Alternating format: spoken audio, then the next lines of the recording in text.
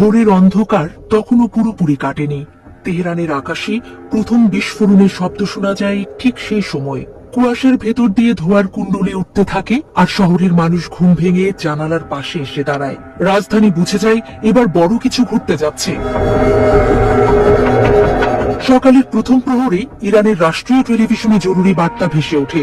ইসলামী বিপ্লবী গার্ড বাহিনী জানায়, ইসরায়েলের বিরুদ্ধে বিস্তৃত ক্ষেপণাস্ত্র ও ড্রোন অভিযানের প্রথম ধাপ।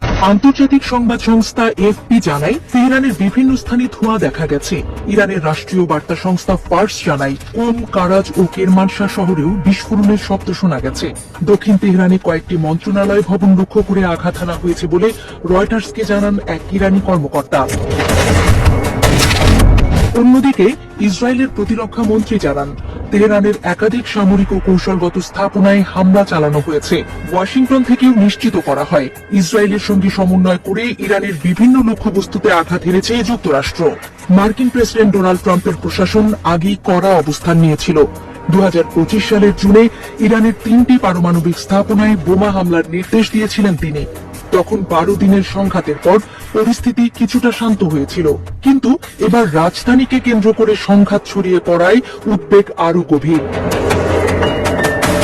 উপসাগরীয় অঞ্চল জুড়ে উত্তেজনা দ্রুত ছড়িয়ে পড়ে। কাতারের আল উদেইদ ঘাঁটি, বাহরাইনে নৌ ঘাঁটি, কুয়েতে সামরিক স্থাপনা সবই সম্ভাব্য ঝুঁকিতে।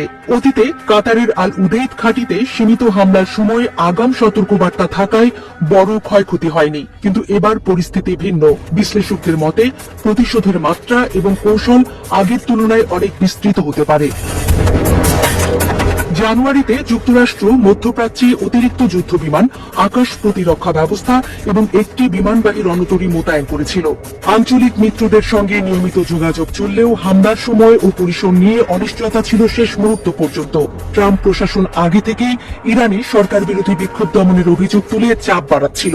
এদিকে উপসাগরীয় দেশগুলো সরাসরি যুদ্ধে জড়াতে অনীহা দেখিয়েছে। সৌদি আরব, কাতার ও ওমান যুক্তরাষ্ট্রকে হামলা না চালানোর আহ্বান জানিয়েছিল বলে কূটনৈতিক সূত্রে জানা যায়, কিন্তু পরিস্থিতি এখন এমন এক মোড়ে দাঁড়িয়েছে যেখানে আঞ্চলিক ভারসাম্য টালমাটাল হয়ে যেতে পারে। সবচেয়ে বড় উদ্বেগ হরমুজ প্রণালীকে ঘিরে। বিশ্বের প্রায় 20% তেল এই পথ দিয়ে পরিবাহিত হয়। প্রণালীতে সামান্য অস্থিরতাও বৈশ্বিক জ্বালানি বাজারে বড় ধাক্কা দিতে পারে। ইতিমধ্যে আন্তর্জাতিক বাজারে তেলের দাম ওঠানামা শুরু করেছে। বিনিয়োগকারীরা পরিস্থিতি নিবিড়ভাবে পর্যবেক্ষণ করছেন। ইসরায়েল জানিয়েছে, সম্ভাব্য পাল্টা হামলা মোকাবেলায় তাদের প্রতিরক্ষা ব্যবস্থা জোরদার করা হয়েছে। আকাশ প্রতিরক্ষা ইউনিটগুলো উচ্চ সতর্কতায় রয়েছে। বিভিন্ন দেশ তাদের নাগরিকদের সতর্ক থাকার পরামর্শ দিয়েছে।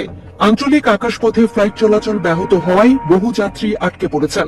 বিশেষজ্ঞদের মতে, ইরানের অভ্যন্তরীণ চাপ ও চলমান বিক্ষোভের প্রেক্ষাপটে বাইরের হামলা শাসন ব্যবস্থার কাছে অস্তিত্বের প্রশ্ন হয়ে উঠতে পারে। ফলে প্রতিক্রিয়া আরো তীব্র ও দীর্ঘস্থায়ী হওয়ার আশঙ্কা রয়েছে। একই সঙ্গে যুক্তরাষ্ট্র ও ইসরায়েলের কৌশলগত হিসাব নিকাশও বড় ভূমিকা রাখবে।